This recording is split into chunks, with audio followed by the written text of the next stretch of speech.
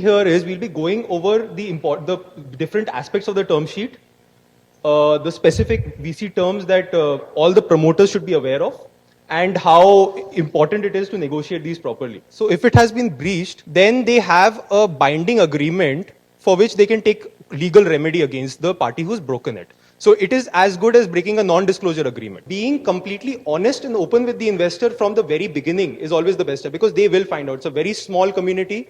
They will know if the startup is shopping around. So that's a great point, because you can put that restriction. The lesser number of directors that you have on the board, the lesser the power the startup has essentially in taking decisions. It is an integrity issue, and it's also a legal issue. I'll just try to explain it in a different way.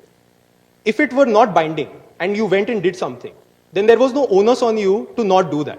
It's your job as the startup to find a lawyer who understands the business, who knows the VC. Not so much capability, I'd say more importantly, the person should be driven to look out for your interests. Again, this is a contractual right. You are signing on to it and he's signing on to it. So you can put all the restrictions that you want as long as they're clearly set out in the document. From a promoter's perspective, you've put in your sweat and blood into the company.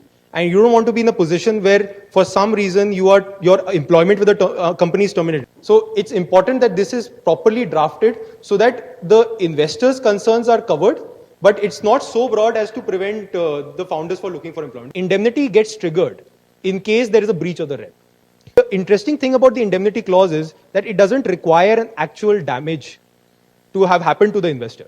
So you are agreeing to pay the amount on the happening of a certain event. So setting the event and setting the amount that you will pay is very important. These are all possible, but would the investor allow it? That's the main question. Let's say you're working for an MNC and you are writing a novel at the same time you're working on a particular software. It has to be related to the business. It has to be part of your normal obligations as the founder of the company. But they will withdraw from the deal and you will be left with a term sheet which has no value. Thank you everybody for your time. I hope this was an informative session.